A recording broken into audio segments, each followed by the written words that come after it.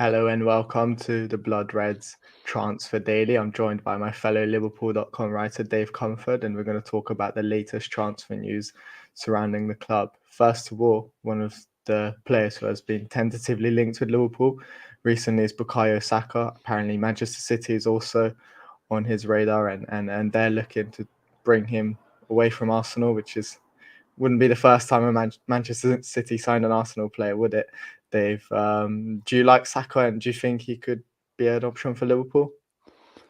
I mean, it's interesting what you say there about City and Arsenal. I think that's going to be quite an important factor, potentially, because Arteta signed a new contract, and the relationship that he has with Man City has maybe brought the two clubs closer, and that could be something that works against Liverpool in this case. I think, this summer we might see Gabriel Jesus going the other way, and you wonder if that improves relations further, and then that could be a factor, like I say. But in terms of my view of Saka, he's always been one of the Premier League players from like a rival club who I probably liked the most. Obviously, when he came into the side, everyone was impressed by his versatility, really, and he's popping up kind of all over the pitch. There was only one or two positions that he wasn't actually playing.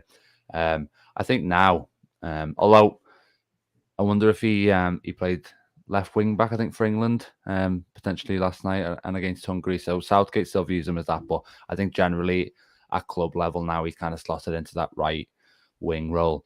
So at Liverpool, I think unless Klopp has a plan to shift him somewhere else, it seems to me that he's kind of being lined up as potentially a Salah replacement, which is quite interesting. Because it could work out that, if Salah was to leave next year, then maybe Saka's a player that Liverpool go for, or maybe they wait until the end of his contract when it might be easier to get him out of Arsenal. So yeah, that'd be interesting. You'd probably want a little bit more in terms of output, goals wise, before you were fully confident that he could step in for a Salah or someone like that. But yeah, he's certainly a brilliant player to watch, and someone with so much ability. Absolutely. It's interesting that you mentioned his versatility. I think that's something that Liverpool will like, even though they probably don't need, like you said, a left back at the moment. But I think he's also played maybe a couple of games at right back, so he can do many roles for Liverpool, and just 2 years left on his contract. So it seems like, in terms of Arsenal, this is kind of the time to sell if they want to sell, because it doesn't seem like Saka is keen on extending his contract. He's been stalling and stalling for quite some time now, and obviously Arsenal didn't make the Champions League as well, and I think that will influence his decision too. Yeah, and it's advantageous for Liverpool to put this information out there, really, that they are interested in Saka, because, like you say, if he is stalling on that new deal, to have kind of that concrete knowledge that, these two clubs, the best two clubs in the league at the moment, are interested in it, probably gives him even more reason, even more confidence in that stance, if that's what he's taken on. I think it's interesting, isn't it? Because, I said earlier, wait till he's a free agent. That's certainly something that we could do, so we don't have to negotiate with Arsenal at all. Really, although obviously there would be a lot of competition in that case, not only from the Premier League, but abroad as well. But yeah, 2023 is an option too, because, if it's clear that he isn't going to sign a new deal, then you're looking at like Arsenal being in a situation where they think we probably need to cash in here, kind of thing, and you get him for maybe a reduced fee. So yeah, it'll be interesting to see how that contract issue pans out. Obviously, Liverpool will be looking at it.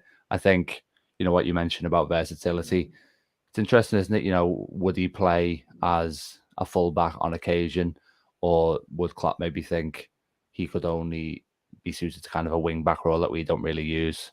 But he can also, play in central midfield occasionally as well, and like you say, on the left hand side too. So yeah, plenty of options, and it was definitely very interesting to see what kind of plan not only Pep but also Klopp had in mind for him if he was to make that move.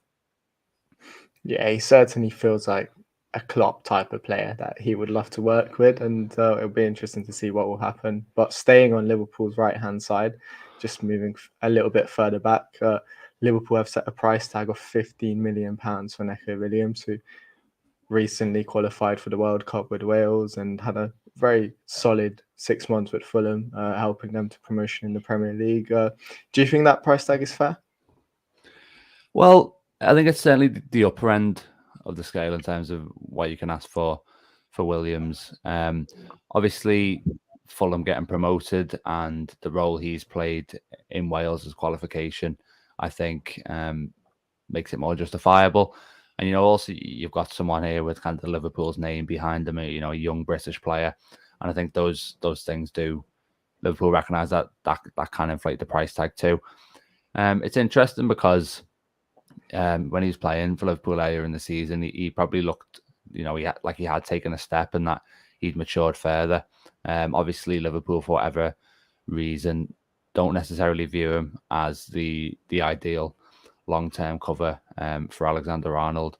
But that could come down to him just not wanting to accept that scenario. Obviously, that's something we've got to consider too. And if Liverpool think, well, he's not going to be happy sticking around, then we've got to just maximise the amount of money we can get. I think 15 million would definitely be a transfer victory for Liverpool.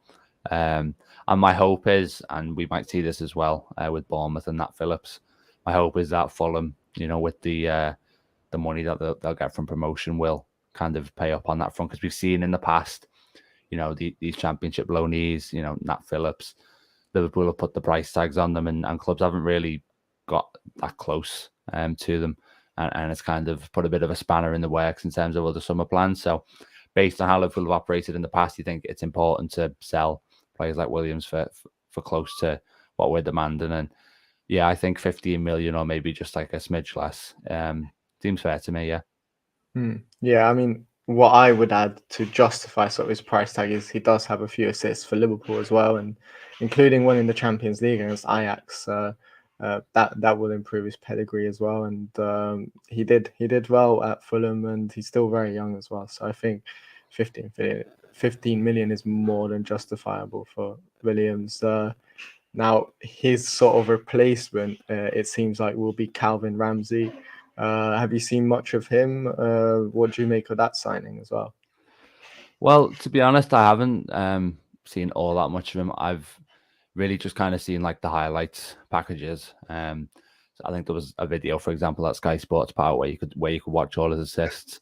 And I think the thing that struck me from that was that obviously he has a lot of talent, but he is still raw as a player. And I think some of the crosses, it's like they're actually pretty pinpoint deliveries, like right into the right area. But I don't think his technique, I think, still needs to be honed a little bit. And that's not really a criticism, because he's still only very young, and he's not long broken into the side in the Scottish Premiership. So he'll obviously get better on that score and have the opportunity to train with probably the best right back in the world in that department. But yeah, 7 assists is obviously really good going. The age he's at.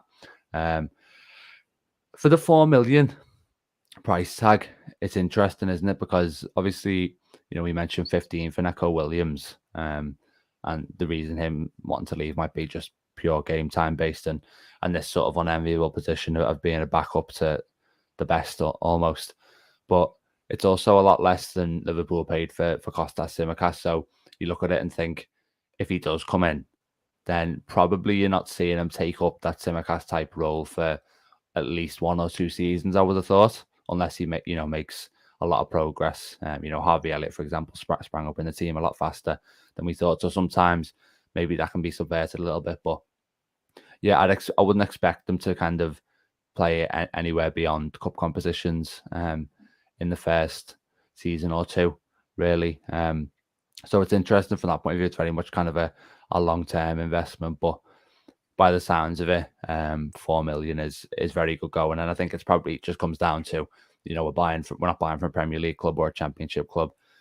Someone like Aberdeen, how much money can they realistically demand? And they can't pass up certain offers, I would have thought. So yeah, it is an interesting one, and definitely I think one with an eye on the long term, as opposed to Tsimikas, who is probably someone who was viewed, he could jump into the team a bit earlier. Yeah, I mean, what I would say is a shameless plug is I wrote about Ramsey back in September of last year, how he could be a potential signing for Liverpool. His playing style is very similar to Trent from watching him at times, and I think 4 million is a great deal for Liverpool. And he said in the past that he looks up to Trent and he watches his games, so it's going to be very interesting to he'll be able to do that at first hand at Liverpool, and I think. That was if he does decide to join Liverpool, that would be one of the biggest factors in his decision making is to kind of hone his skills from one of the best. Yeah, definitely. And this is something that we need to recognize as an asset. Not only do we have the manager that everyone wants to work with, but we've got like centre backs who want to play alongside Virgil van Dijk, who's one of the best ever, and desperate to kind of learn from him and play with him. And it happens as well with the right back situation. I mean, not only do you have players who are going to grow up now and idolize these players, but you've also got people who are already playing who are looking to them as kind of the benchmark and trying to take as much from them as they can. So, yeah, I think that is a huge asset for Liverpool. I agree. Absolutely. Thanks, Dave, for joining me, and thanks everyone for tuning in. And make sure to check out the rest of the Liverpool.com content and all the blood red content going out today. Thanks, everyone.